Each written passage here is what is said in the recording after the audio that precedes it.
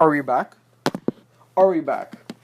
I think we are back. Hello, guys. My name is Bilal, and I am back with Real Talk with Shan and Bilal. Now, we are not back with the Full Pledge podcast quite yet.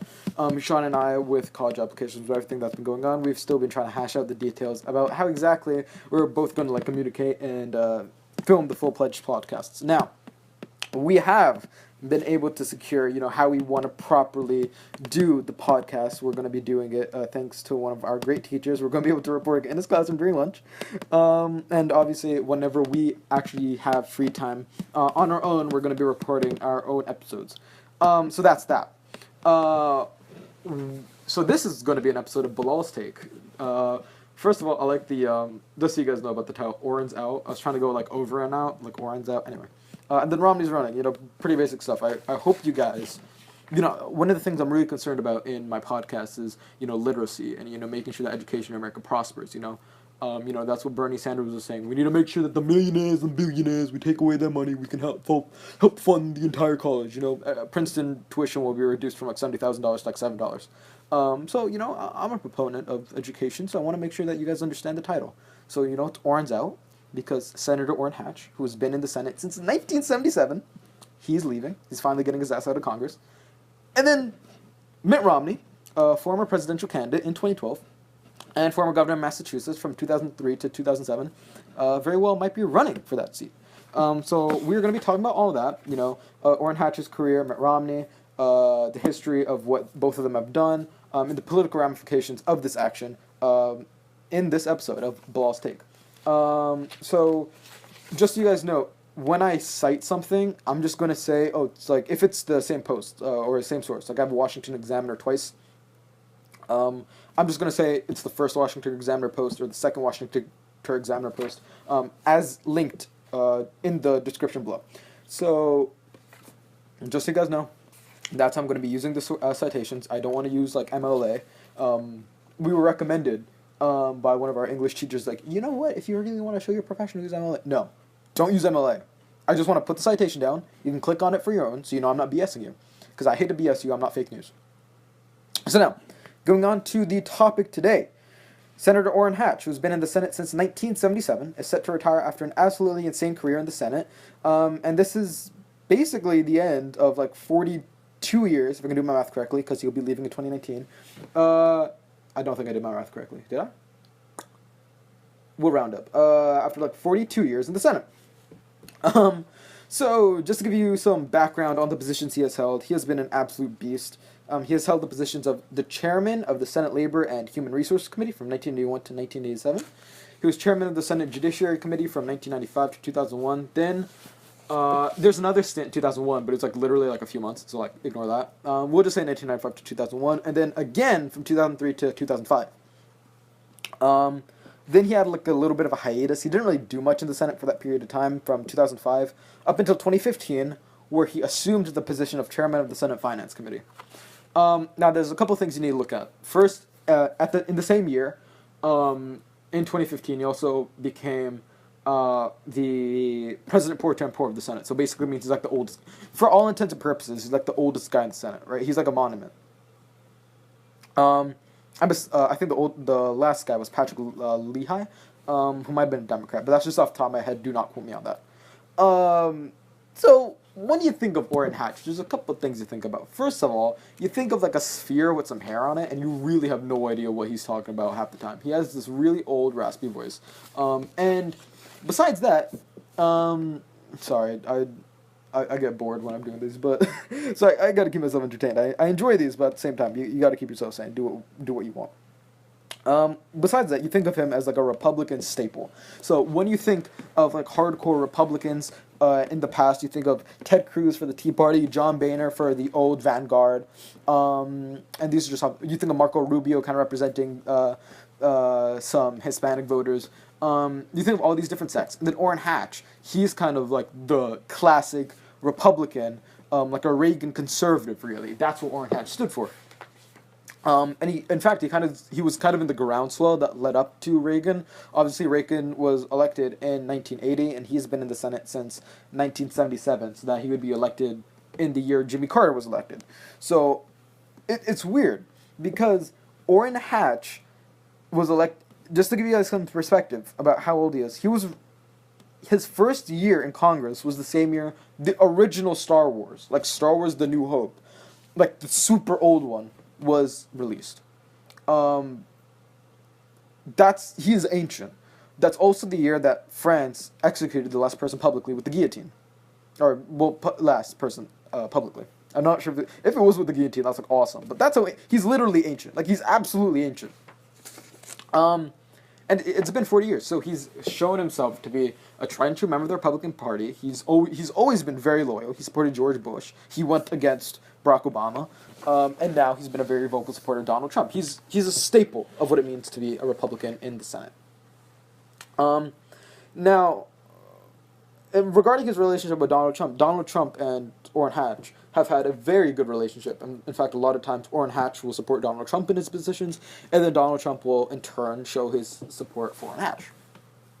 So the back and forth, by having someone who had great seniority and name recognition, like Hatch, basically allowed him to be a rubber stamp in the Senate. There's very few, if any, actually, times where Orrin Hatch would, go against Donald Trump. There was always a sense of camaraderie between the two. They tended to agree, and Orrin Hatch, in fact, once said that this might be one of the greatest presidencies of all time.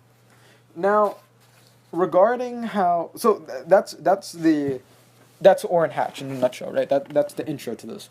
Orrin Hatch is a tried and true Republican. He's been in there forever, and he's someone that Donald Trump really likes because of how loyal he is to the current administration.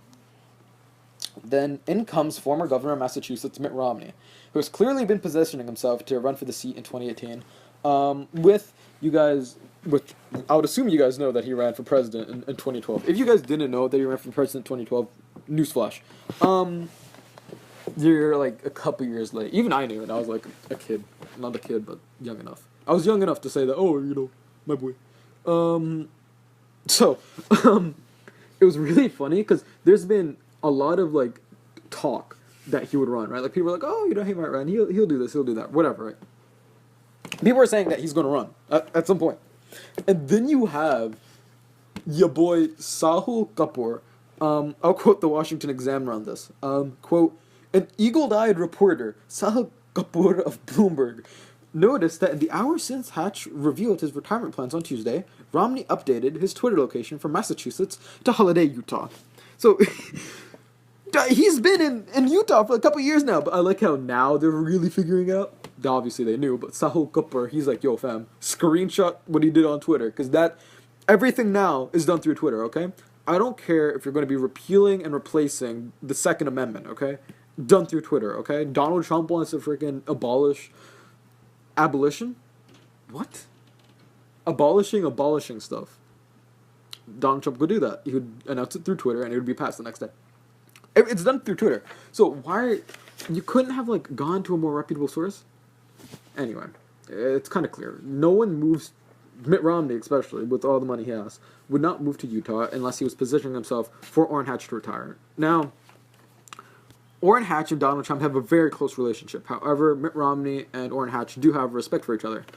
In fact, Mitt Romney publicly said that he would not even consider running for the seat if Orrin Hatch did not retire in 2018. Now, on this topic, really quickly, why do I think Orrin Hatch retired? I think he retired just because he knew he would lose. He's old. He's like 83. But at the same time, people have run for the Senate when they're absolutely ancient. You have people like, Chuck Schumer. You have people like Dianne Feinstein. All of these super old people on the Democratic side that I'm mentioning that will still run for re-election in the Senate. You also have like people like Mitch McConnell, who will obviously run for re-election in the Senate. Now, Mitch McConnell, that's a little bit of a stretch. He has a proper position. He is the majority leader. But Dianne Feinstein, even though she's a very big member of the Democratic side, I don't think she's any older than Orrin Hatch. Or at least they're both old enough to definitely be considered for retirement. Orrin Hatch is kind of in a different position though because his it's not quite approval rating, but the amount of people that don't want him to run for re-election in Utah is around 75%. So it's very clear that if you were to run for re-election in the primary, he could very possibly get knocked out by an extremely far right wing, MAGA Tea Party, not quite. I hate using the term alt right, but definitely Tea Party Republican, or from his slightly to his left, by a more, as I would say, Mitt Romney Republican. That's how he would get knocked out, and he would get blasted, especially when a lot of people want either a return to normalcy, or want to go even further with Donald Trump. Now, that just kind of varies from district to district, county to county, state to state. But, I feel like in Utah, because of its warm population, it would want a little bit of a shift to the left. Now, once again, going to that first, I believe this is the first. Let me just check myself. I want to make sure that's the first Washington Examiner. Is it? Sorry guys, I just want to make sure that, yes, it is the first Washington. I want to make sure that I get my quotes right.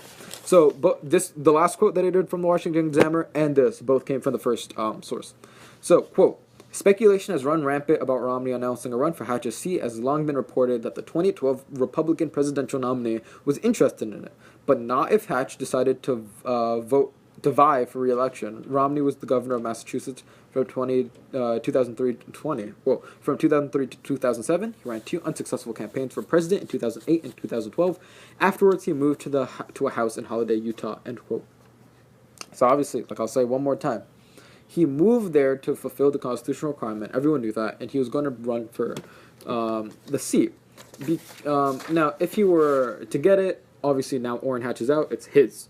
So a lot of people were saying, if Orrin Hatch runs, he will lose. And there's a possibility for a Democratic contender. If you have a chaos in the Republican primary, or if you just have Orrin Hatch run for re-election. The groundswell that's coming up right now, in favor of Democratic candidates, it's noticeable. It's not like 2010, but it's noticeable. In the House, Republicans were able to flip 63 seats. We need 25. I think we could at least get 20 comfortably. So, in the Senate, it's a different ball game because we're on the defensive. But I just think there's definitely still a possibility that Orrin Hatch. No, not sorry, I'm thinking of the wrong thing. There's definitely a strong likelihood that Orrin Hatch would have just lost. Not just. Oh, excuse me. As you guys can see, this is real talk. It's super raw stuff. I'm burping on the podcast, guys. But if Orrin Hatch were to run, he would lose. It comes to Mitt Romney, who's kind of like the opposite of Orrin Hatch. He was governor from 2003 to 2007 for Massachusetts, and in that time, he was a guy that showed that he was willing to work with the Democrats. Right? He had both chambers of the Congress against him, And so what that meant was that not the Congress, of the state legislature against him. What that meant was he could do Romney care, but he would have to make sure that it worked with what the Democrats saw. I've seen Romney care. I haven't read through the actual bill itself, but I've read through the provisions. I've read through what it did for the people and stuff. I think that's a sight for sore eyes better than what Obamacare did to the economy, because it's even more centered than Obama. But the thing is, Obama, he was coming from the center and he was trying to reach to the right. He was at the center and he was trying to reach to the left, and in that he tore the entire ideology apart. He stretched him out too far, and the fundamentals of the entire plan just don't work out when you try and do that. But Romney, he knew that, okay, this is going to be a center healthcare plan. You can keep the private insurance companies, but we're going to have a state-offered one as well.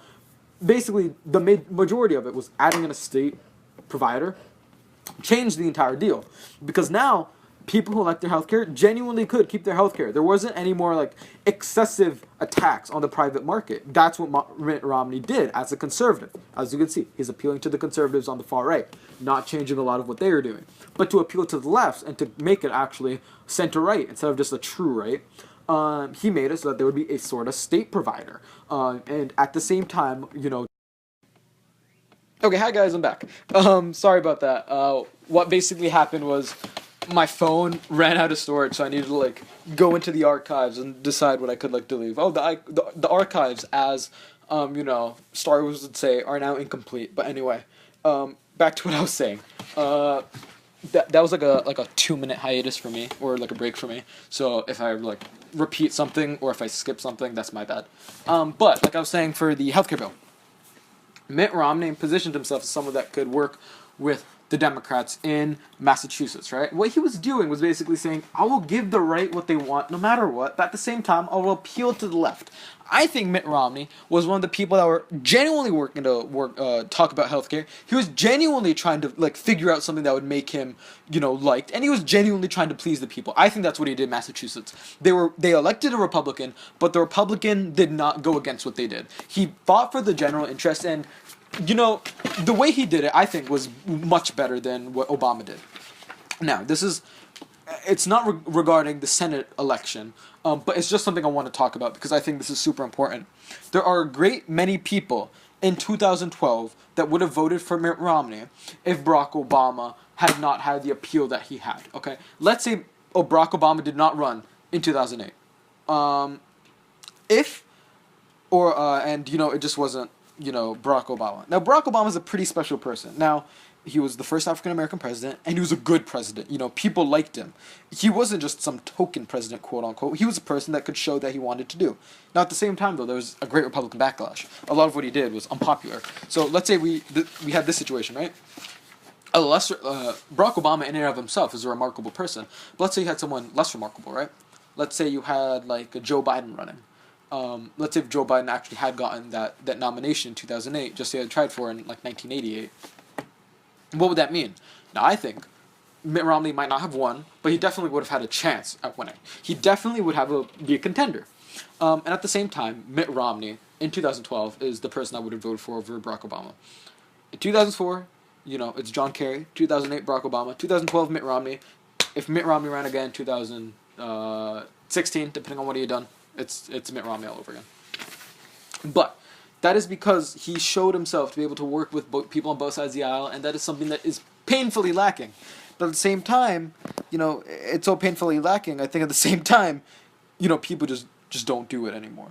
Because it's shown that you might not be able to get as far as you want with that. Now, would Mitt Romney fit in as the chairman of the Finance Committee? Yes, in terms of his experience. He has a business background. He's shown himself to be economically, he's shown himself to have good economic policies that can pan out properly. But at the same time, just don't think Republicans might embrace him as much as some people think that they might. Now, going to the New York Times, and this is the only New York Times post I have, so it's just the New York Times post put up. Quote, Mitt Romney intends to make his intentions known in a matter of weeks, according to an advisor who spoke on the condition of anonymity. His senior campaign team will include Matt Waldrop, who had been running Mr. Romney's annual policy retreats, a longtime fundraiser, Spencer Zwick, and his former chief of staff, Beth Myers, end quote.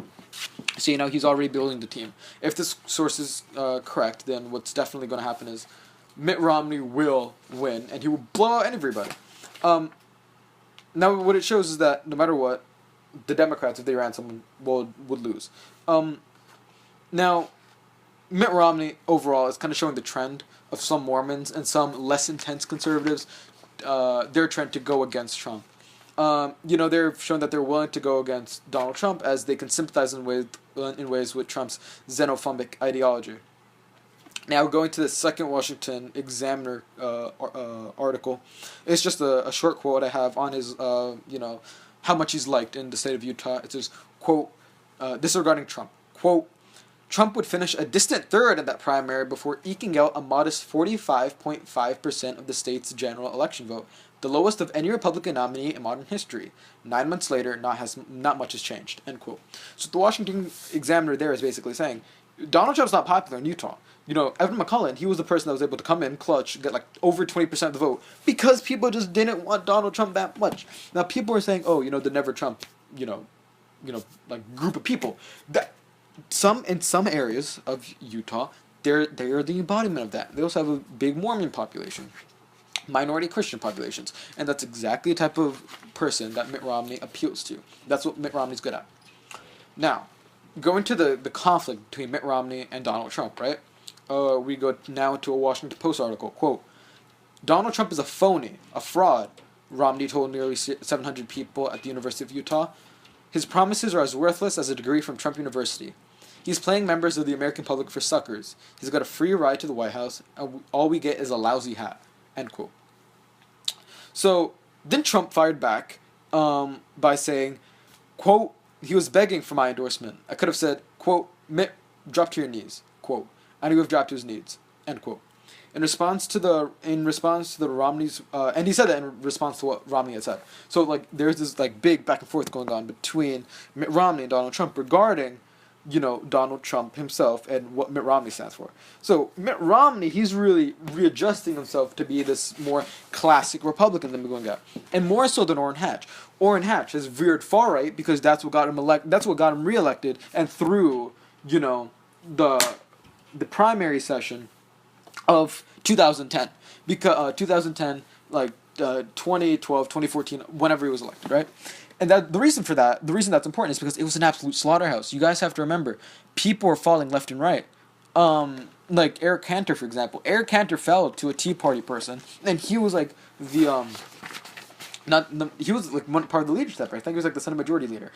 Eric Cantor was an extremely important person. Eric Cantor fell because he didn't embrace the far right. Orrin Hatch. He said, okay, you know what? I'm gonna go so far right. I end up meeting Donald Trump, shaking hands, and exchanging some favors, quote unquote. Wink, wink, nudge, nudge. Let's keep it halal, guys. Let's keep it PG-13. So Mitt Romney. This is just going to be like a bulk quote from what he said. I'm looking at the Washington Post now. Quote, in 1964, days before the presidential election, Ronald Reagan went on national television and challenged America that it was, quote, a time for choosing, end quote. Romney said he saw two paths for America, one that embraced conservative principles dedicated to lifting people out of poverty and helping create opportunity for all, and the other, an oppressive government that would lead America down to a darker, less free path. I'm not Ronald Reagan, and this is a different moment, but I believe with my heart and soul that we face another time for choosing, end quote. And so he's trying to position himself, and I think so quite well, as this classic Republican that won't blow the ship up, but will make sure to talk with the captain or become the captain himself and steer us in the right direction. So he's trying to once again position himself to be president of the United States, possibly to primary Donald Trump in 2020, definitely to run for office in 2024. Okay, I'm gonna take a second to relax here. That's a good Mitt Romney. Do I like Mitt Romney? Hell yes. Is he too old? Getting there. Definitely getting there.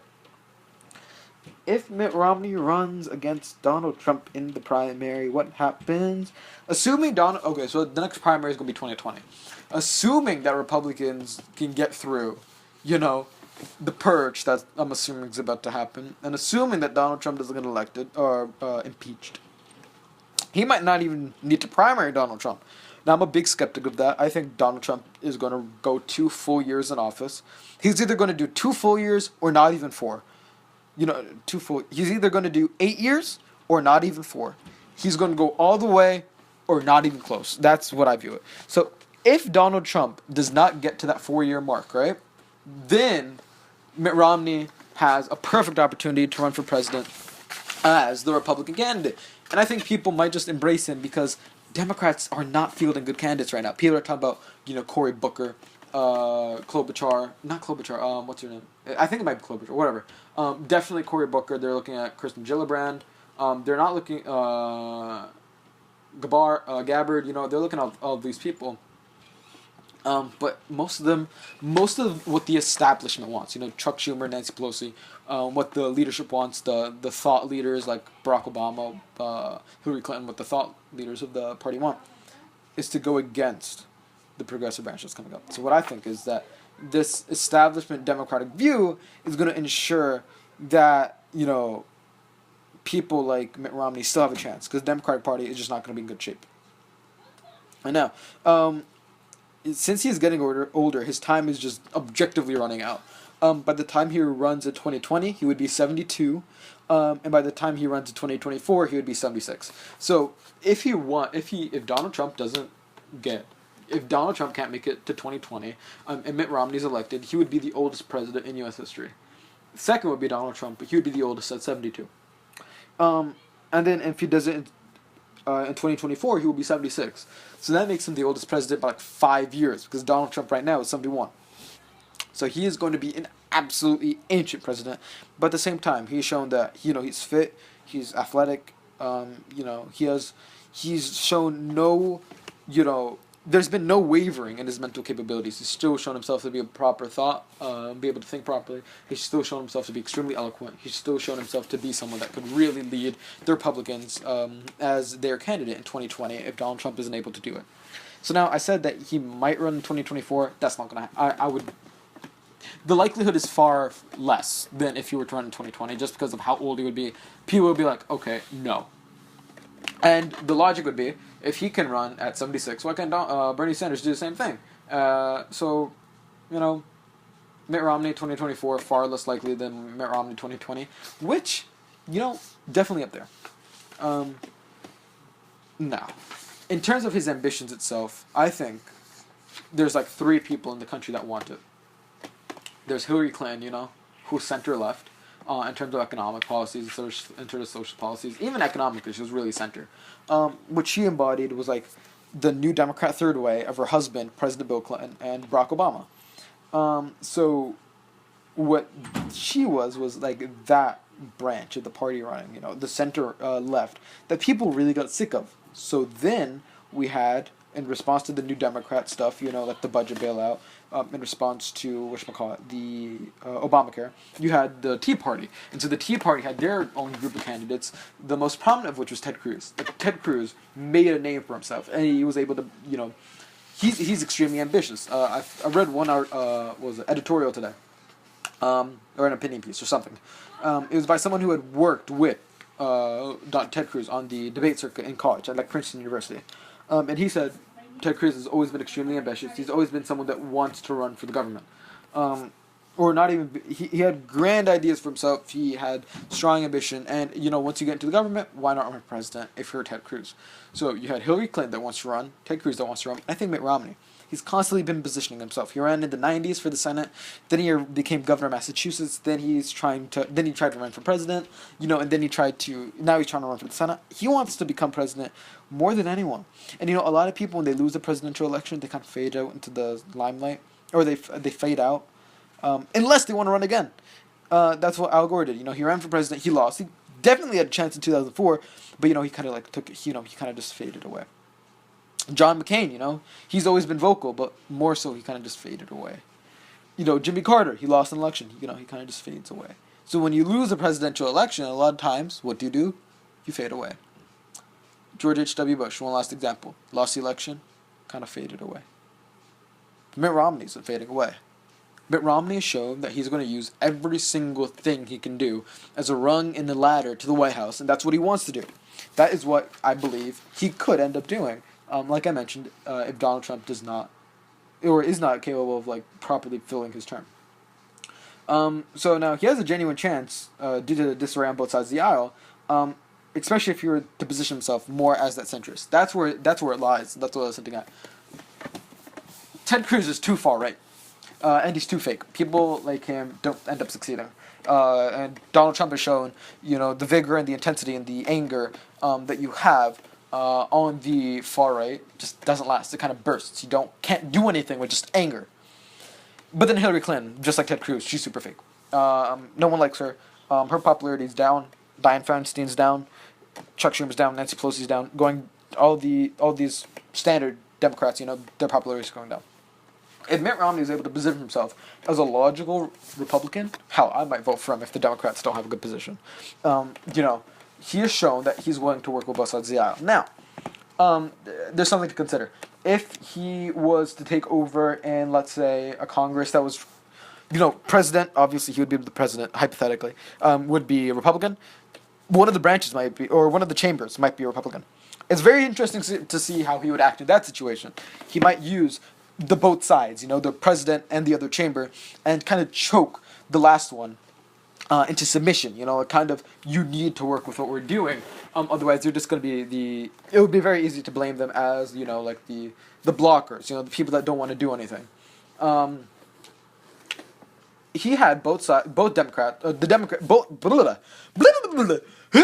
he had Democrats on both sides of the aisle. Not both sides. What am I talking about? I'm losing my mind. I've been recording for an hour, because I messed up, so I had pre-recorded it. But he had Democrats in both parts of the state legislature when he was governor of Massachusetts, so he had to work with them. There was equal powers, a 50-50. President, with one chamber on your side, you can do a lot more. You're not going to be super effective. Obviously, there's still going to be this deadlock or gridlock, but you could be more effective. All Republicans with him, no idea how it would work. If the government was entirely Republican, it would be absolutely insane. Mitt Romney, he is a centrist, but at the same time, that might just be because he has to work with Democrats. I think the best Mitt Romney, the Mitt Romney I would have voted for, is when Mitt Romney has to work with Democrats at in some capacity. If Mitt Romney doesn't know how to work with Democrats, then that might be run foul for him.